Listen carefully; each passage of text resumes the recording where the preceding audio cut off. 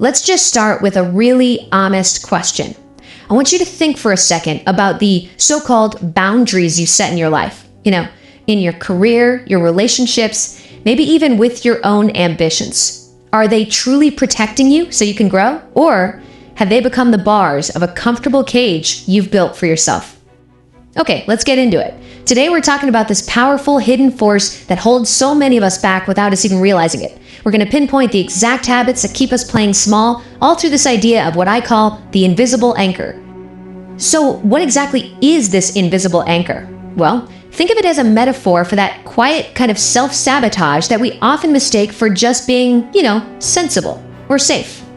And here's the key. This isn't about some big dramatic act of self-destruction. It's subconscious. It's sneaky. We cling to what we know, to our own limitations, and then we get really clever about disguising them as healthy boundaries so we feel justified in staying exactly where we are. And this is exactly what it feels like, isn't it? You feel stuck. You feel like you're putting in the work, you're always busy, but nothing's really changing. It's like you're trying to row a boat with all your might, but you've forgotten to pull up the anchor.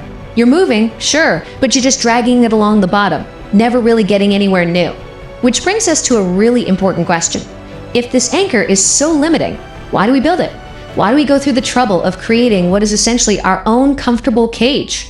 Getting this distinction is absolutely everything. Look, a healthy boundary is there to protect your energy so you can grow. It's saying, I won't do this because it gives me the space to do that. But a familiar limitation, that just restricts your potential to keep you from failing.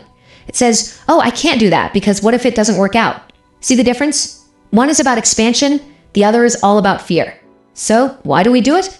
Well, it starts with our brains. They're hardwired for one thing above all else, survival. Not massive growth, not taking huge leaps, just survival. The unknown feels like a threat, so we learn to cope. We start to romanticize playing small. We tell ourselves we just want a simple life, when what we're really doing is dodging the potential sting of failure. And over time, those little habits that once protected us, they harden. They calcify into the very bars of the cage that keeps us from taking another real risk. And once we're inside that cage, we come up with a brilliant way to feel okay about it. This is probably one of the biggest symptoms of being anchored, this illusion of movement, what we can call the performance of progress. This quote is such a wake-up call. I mean, we live in a culture that worships being busy, but what if most of that busyness is just noise?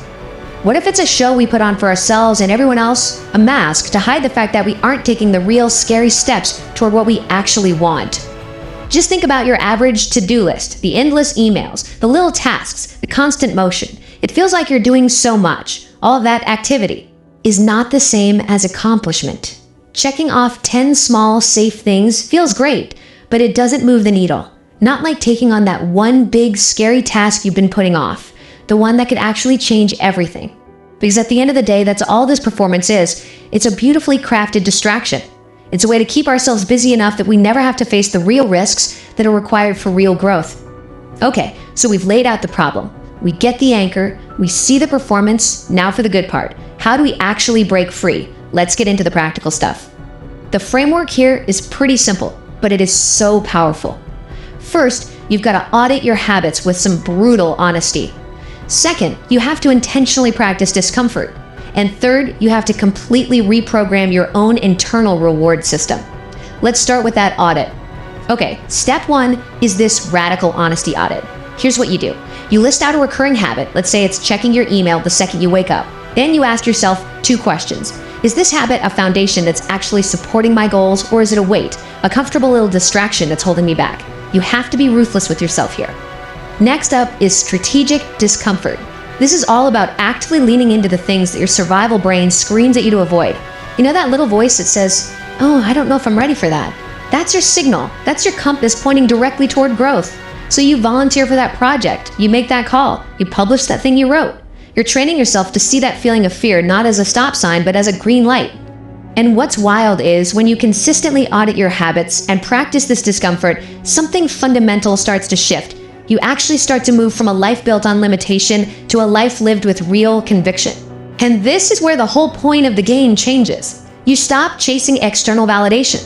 The likes, the praise, the promotions. That's not the goal anymore. Instead, you start navigating with an internal compass. The question is no longer, what will people think? It becomes, Does this align with who I want to be? This is the ultimate transformation. It's the moment you stop letting circumstances or other people's opinions or your own fears call the shots. You're no longer just a passenger along for the ride.